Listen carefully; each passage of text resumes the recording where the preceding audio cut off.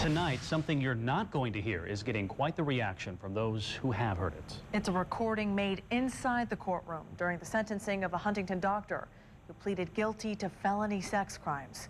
We have it, but the judge in that case ordered us not to broadcast it. The audio comes from the proceedings involving Dr. John Matthew, a case we've been following since his arrest on a rape charge last year. Since then, the state has suspended his medical license. He's pleaded guilty to 2 felony counts of sexual battery, and a sentence of house arrest was handed down just 2 weeks ago.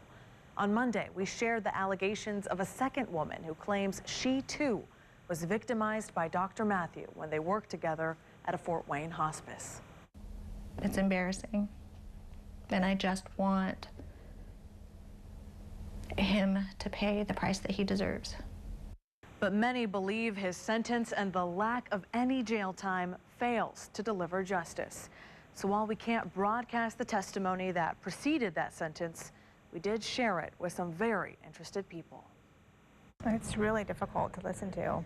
The testimony lasted for hours, for and against Dr. John Matthew, who had already admitted to 2 felony counts of sexual battery. Since we are barred from broadcasting any of that testimony, we played it instead for a survivor of domestic violence and stalking, a sexual assault survivor, a clinical counselor, and a state response team coordinator. It's so hard listening to this. Oh my gosh, The things that I read and I heard were things that I hear every day. All I could think about was my court case.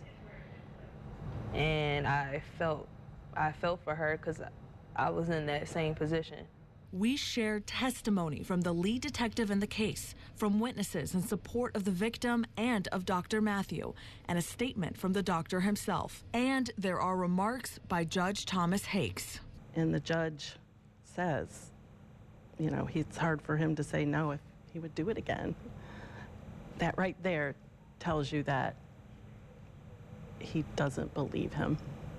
Most of those we spoke with felt strongly that Matthew received a so-called slap on the wrist and should have received jail time. It just makes me sick to my stomach. What are we really saying about sexual assault? What are we really saying about sexual battery? That it means nothing?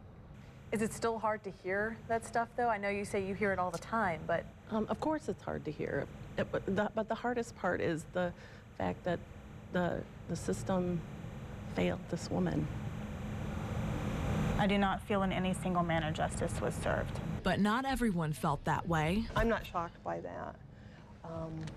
And, you know, I would say that it's certainly better to have a conviction that's in closure and something that can't be appealed than something that could go on and on and on.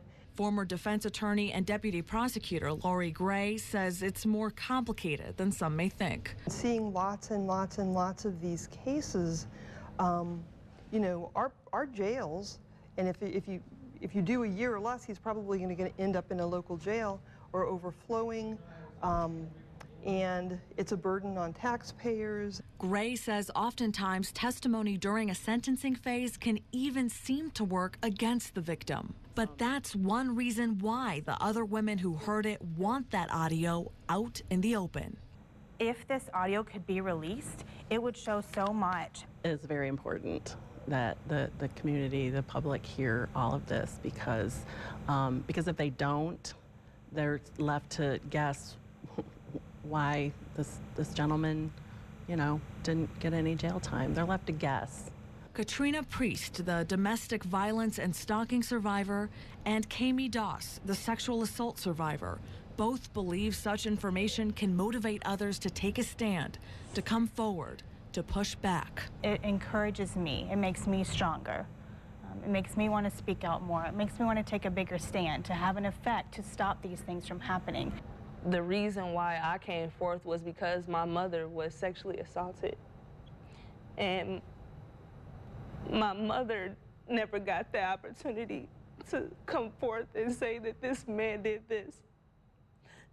So I came forth because it was something that she wasn't able to do. It was something that she wasn't able to do. It was something that my grandmother wasn't able to do. A lot of women in my family were sexually assaulted. And because they were assaulted around those times where it wasn't common for a woman to really say something about it because sexual abuse or a sexual assault or even being raped was quote unquote the norm. It's not the norm now, and it shouldn't be treated as the norm. The punishment should not be so light. They hope the recordings make it clear those affected by sexual assault are not alone. To me, talking about it, broadcasting, let people know that it's out there. Don't hide it underneath the rug. Yeah, I will say that hearing another victim come forth and tell everyone in that courtroom, tell her family about what happened to her, that gives courage to other victims as well. I think it's a big deal. I'm so glad that you guys are doing this and that you guys are just making a big mess of all that, is going on, instead of saying, oh, this is what happened, moving on to the next story. No, this is a big deal. Let's fix it. Those recordings include testimony from the victim herself, but it is the policy of ABC 21 not to identify those affected by sex crimes. So it is not our intent to broadcast her voice or to identify her by name. However, the order from Judge Thomas Hakes is a blanket ban on all of the recordings, nearly 3 hours worth, even though they are a public record. We have been unable to meet with Judge Hakes for an explanation, and we have filed a motion seeking a reversal of that order. We've also posted all of the relevant documents on our website, and we will keep you posted on developments.